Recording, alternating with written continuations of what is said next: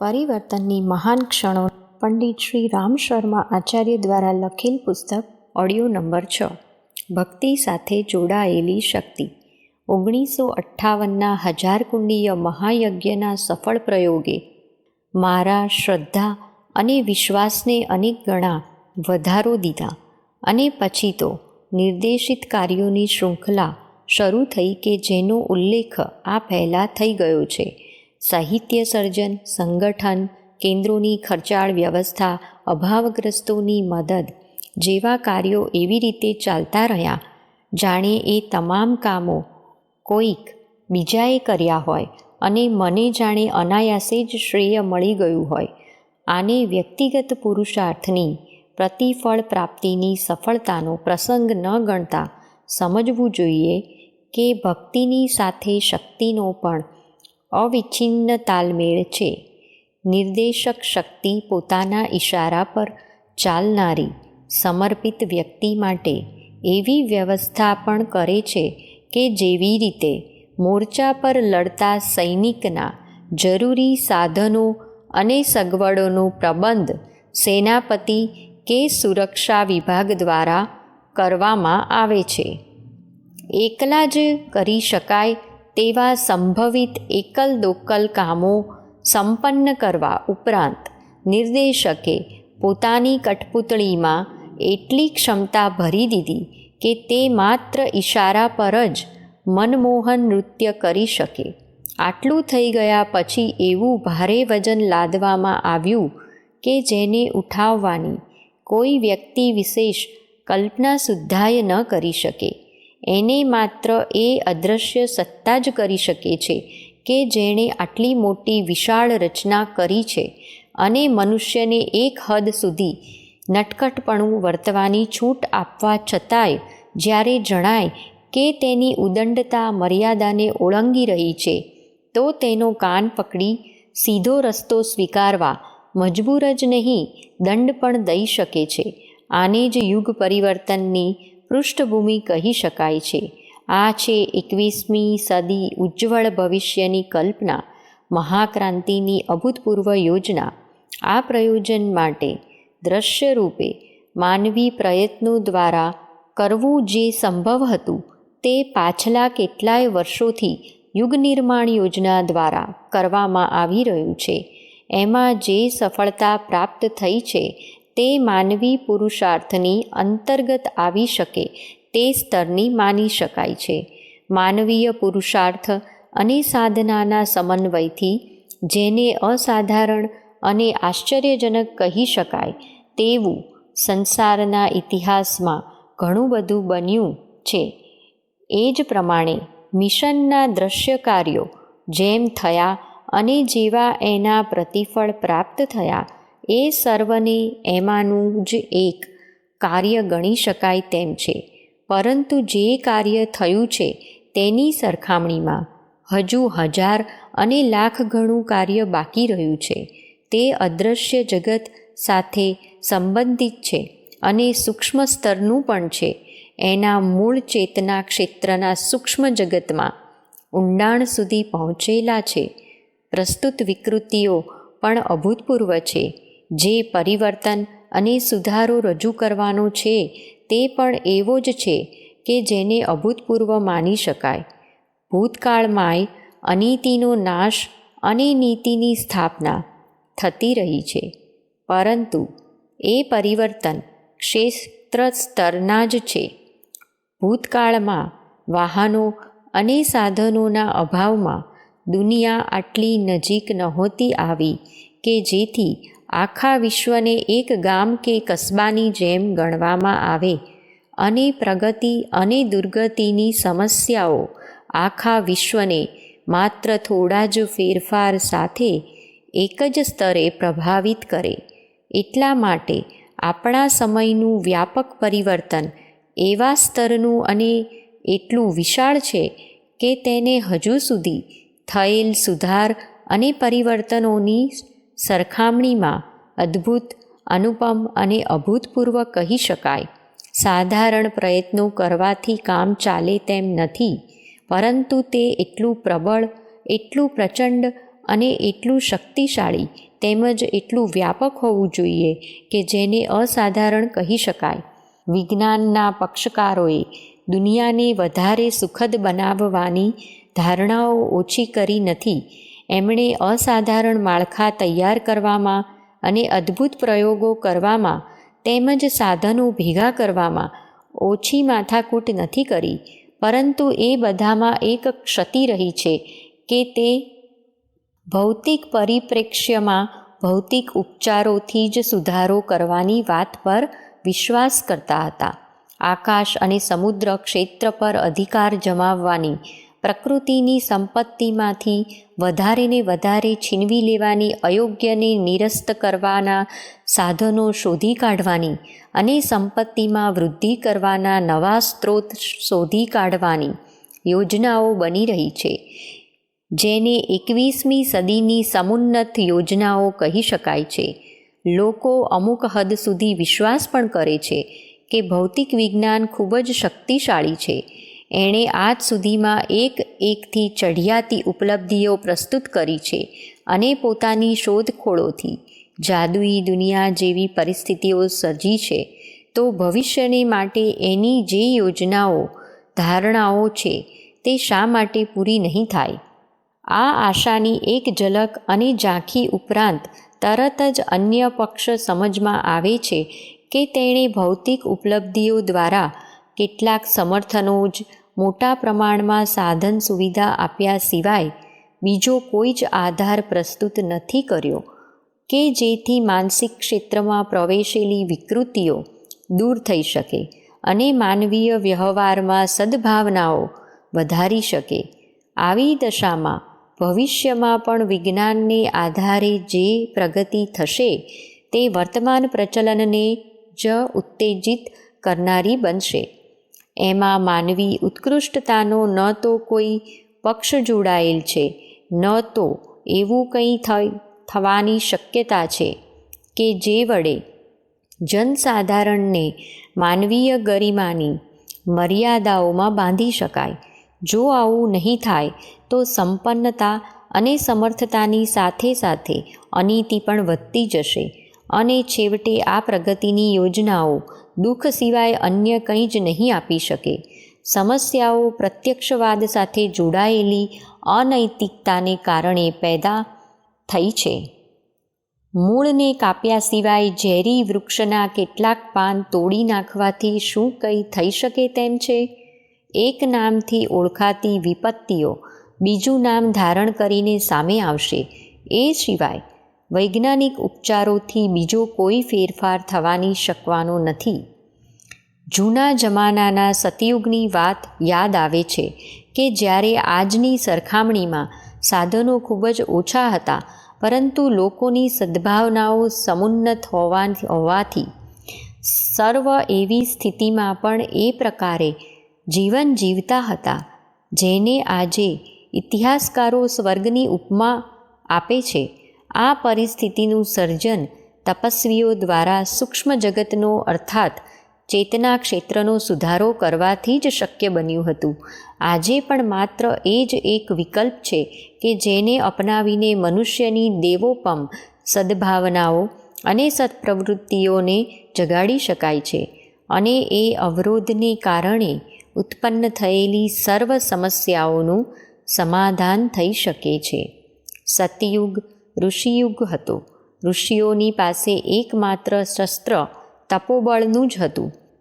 વૃત્રાસુરના અનાચાર પર દધીચી ઋષિના હાડકાનું બનેલું વજ્ર એટલો સખત પ્રહાર કરી શક્યું હતું કે તેને ઇન્દ્રવજ કહેવામાં આવ્યું અને એનાથી વૃત્રાસુરની વ્યાપક અનિચ્છનીયતાઓ નિરસ્ત બની ગઈ. વિશ્વામિત્રે પણ એવો તપયજ્ઞ સંપન્ન કર્યો હતો કે જેનાથી એ સમયની વ્યાપક અસુરતાનું પણ નિરાકરણ સંભવિત બન્યું હતું અને ત્રેતામાં સતયુગની સુસંસ્કારિતા પાછી ફરી હતી. ભગીરથનું તપ આવા જ સત્પરિણામોનું માધ્યમ બન્યું હતું. થોડા જ દિવસો પહેલાં યોગી અરવિંદ, મહર્ષિ રમણ, રામકૃષ્ણ પરમહંસ સ્તરના આત્માઓએ પ્રચંડ અધ્યાત્મનો માર્ગ સ્વીકાર્યો અને એને કારણે ભારતને નવું આશ્વાસન આપનાર ડઝનબંધી મહામાનવો એક સાથે ઉત્પન્ન થયા હતા. બુદ્ધની સાધનાને પણ તે સમયના વાતાવરણમાં ભારે ફેરફાર કરનારી માનવામાં આવે છે. વીતેલા 50 વર્ષોમાં એટલા સહયોગી અને અનુગામી ઉત્પન્ન થયા છે કે એમની ઉપર ભૌતિક સ્તરે મહાક્રાંતિની જવાબદારી સોંપી શકાય છે અને મને ઉચ્ચ સ્તરીય તપશ્ચર્યા માટે સમય મળી શકે છે. માર્ગદર્શકતાના નિર્દેશાનુસાર સન 90ના વસંતથી પોતાના માટે એકમાત્ર કાર્ય સૂક્ષ્મ જગતમાં ભાવનાત્મક પરિવર્તન લાવવા માટે આજની પરિસ્થિતિઓને અનુરૂપ વિશિષ્ટ સ્તરની તપસાધના કરવા માટે નિર્દેશ મળેલ છે. એટલે એ દિવસથી એ પ્રયોગને તરત જ સ્વીકારેલ છે. સૈનિક અનુશાસન પાળનારાઓને માટે હા ના કરવાનો કોઈ વિકલ્પ જ ક્યાં છે? આશ્વાસન અને અનુરોધ. સન 90ની વસંત પંચમીથી એકાંતમાં પૂર્ણ સમય સુધી ચાલનારો સંપૂર્ણ આધ્યાત્મક સાધનાનો મારો ભવિષ્યનો કાર્યક્રમ જાણવા છતાંય એવા લોકોમાં હડબડાટ પેદા થતો દેખાતો હતો કે જેઓ યુગ નિર્માણની અભિનવ યોજનામાં હમણાંથી નવા જોડાયા છે. એમને એ મુશ્કેલી જણાતી હતી કે સમર્થ સૂત્ર સંચાલકના સીધા સંપર્કથી જે પ્રયાસો સફળતાપૂર્વક પાર પડતા હતા તે આગળ કેવી રીતે ચાલશે, સાધનો કેવી રીતે પ્રાપ્ત થશે, પ્રોત્સાહન અને સહયોગ ક્યાંથી મળશે, એવા બધા લોકો સુધી સંદેશો પહોંચાડી દેવામાં આવેલ છે કે સૂક્ષ્મ સ્તરની ગતિવિધિઓ સ્વીકાર્યા પછી પણ હું મારી પોતાની પ્રત્યક્ષ જવાબદારીઓ નિભાવવામાં સમર્થ રહીશ.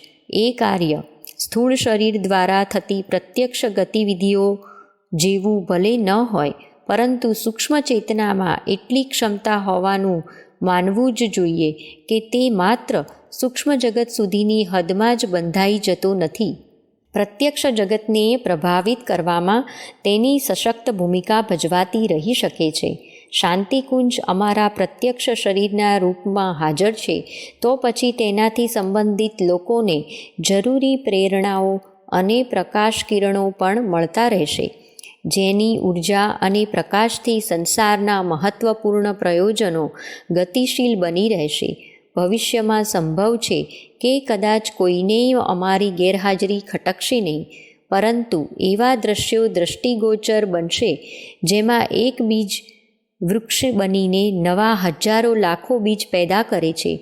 પ્રત્યક્ષ ભૂમિકા ભજવવાની ખામીને કોઈ એવું ન સમજી લે કે મૃત્યુ થઈ ગયું. દિવ્ય તત્વ મરતા નથી.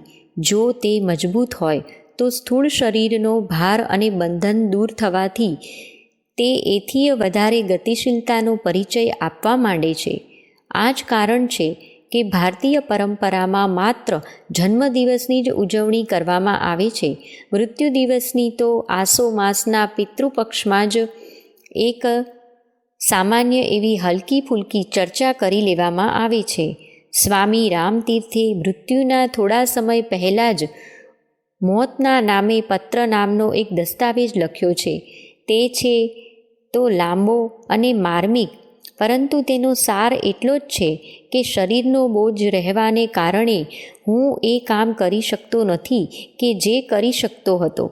એટલા માટે મારી ઉપરનું આ વજન હટતા જ હવાની સાથે, ચાંદનીની સાથે, કિરણોની સાથે, વસંત અને વર્ષાની સાથે મળીને બધું જ ઉપયોગી બની શકીશ અને વધારે પ્રસન્નતાભર્યા ઉલ્લાસનું રસાસ્વાદન કરી શકીશ. 80 વર્ષ જીવ્યા બાદ વધારે જીવિત રહેવાની જરાય ઈચ્છા નથી, પરંતુ આપણી મનમરજીથી ન જીવાય છે કે ન મરાય છે. પરમેશ્વરની ઈચ્છા જ મુખ્ય છે. આમ હોવા છતાંય એ નિશ્ચિત છે કે શરીર સિવાય ઘણું બધું કરી શકાય તેમ છે. હાલ એનો પૂર્વાભ્યાસ ચાલી રહ્યો છે. એકાંત સેવન સાથે જોડાયેલી નિષ્ક્રિયતા દેખાવ છતાંય તપાસ એ કરવામાં આવે છે કે સ્ફૂર્તિવાન શરીર દ્વારા જે કરવામાં આવતું હતું તેમાં હવે કોઈ ખામી તો નથી આવીને. નિષ્કર્ષ એ નીકળ્યો કે આ સ્થિતિમાં સમિતિને અસીમ બનાવવામાં સમર્થતાનો ભરપૂર પરિચય આપવામાં સહાયતા જ મળી રહે છે. એવો પાકો વિશ્વાસ જામી ગયો છે કે જીવિત રહેવા કરતાં એ શરીર ન રહેવાથી સમર્થતા અને સક્રિયતામાં અત્યંત વધારો થઈ જાય છે. આ માન્યતાને આધારે પ્રજ્ઞા પરિજનોને વિશેષ રૂપે કહેવામાં આવી રહ્યું છે કે આંખોથી ન જોઈ શકવાનો કારણે કોઈ જરાય ઉદાસ થશો નહીં અને હંમેશા એ અનુભવ કરતા રહેશો કે અમે વધારે પ્રેમ, વધારે ઉત્કર્ષ અને સમર્થ સહયોગી આપવાની સ્થિતિમાં ત્યારે પણ હોઈશું જ જ્યારે આ પંચમહાભૂતનું પૂતળું માટીમાં ભળી જશે. જે પોકારશે, જે શોધશે તેને અમે પ્રત્યક્ષ અને સમર્થ સહયોગ પ્રદાન કરતા જ નજરે ચઢીશું. અદૃશ્ય આધ્યાત્મનું સામર્થ્ય દૃશ્યમાન વિજ્ઞાનની સરખામણીમાં જરાય ઓછું નથી. આ મૂંઝવણને આટલા દિવસો જીવીને યોગ્ય પ્રયોગ કરવાની દિશામાં વ્યસ્ત રહીને એ બહુ સારી રીતે જાણી લીધું છે કે સંસારના સર્વ બળોમાં આત્મબળ અધિક સામર્થ્યવાન બળ છે. વિજ્ઞાનની પહોંચ માત્ર જડ પદાર્થો સુધી જ છે, જ્યારે અધ્યાત્મ માત્ર જડ જ નહીં ચેતનાને પણ પ્રભાવિત કરવામાં સક્ષમ છે. તેને અમૃત, પારસ, કલ્પવૃક્ષ, કામધેનુ વગેરે અલંકારિક નામોથી ઓળખવામાં આવે છે. આ વાત પ્રકારાંતરે સચ્ચાઈની સાથે જોડાયેલી છે. મારી ભવિષ્યવાણી. હવે વાત ભવિષ્યની આવે છે કે જેમાં જાણીતી દુષ્પ્રવૃત્તિઓને હટાવવી, અભાવોને દૂર કરવા અને સદાશયતાને વધારવાનું કાર્ય મુખ્ય છે. આ કાર્ય વિજ્ઞાન ગમે તેટલા પ્રયત્ન કરે તોય આ સમયની માંગણીને પૂરી કરી શકે તેમ નથી.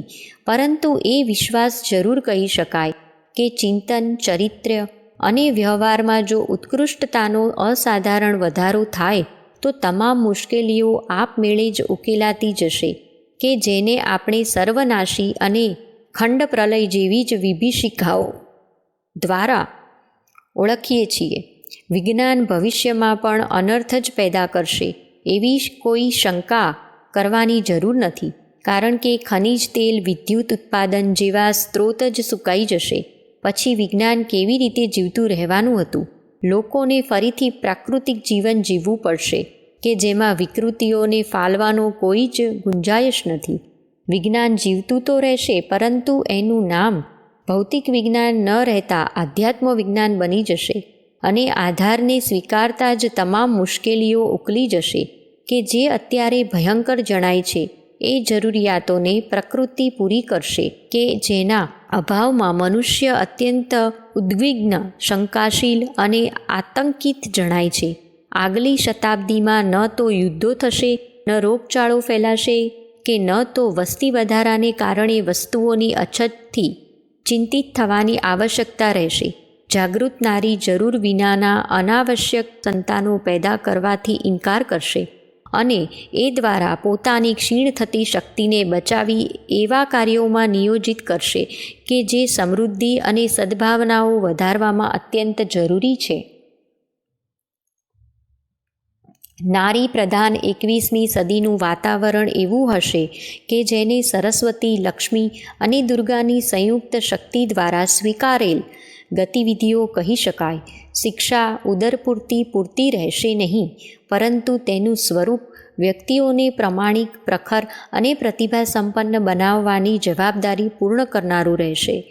આ બધું કેવી રીતે થશે એની પ્રત્યક્ષદર્શી યોજનાઓનું સ્વરૂપ પૂછવાની કે ચેતનાની વર્ષા વર્તમાન પરિસ્થિતિઓની પ્રાણચેતના આધારે અસાધારણ રૂપે વરસશે અને આવું પરિવર્તન અનાયાસે જ થતું જશે, જેને વસંત ઋતુનું અભિનવ અભિયાન કહી શકાય અથવા ઉજ્જવળ ભવિષ્યને સાથે લઈને આવનાર સતયુગનું પુનરાગમન કહેવામાં આવશે. 21મી સદીનું ઉજ્જવળ ભવિષ્ય આ જ આધારોની સાથે અવતરિત થશે કે જેની પૃષ્ઠભૂમિ હાલ બની રહે છે.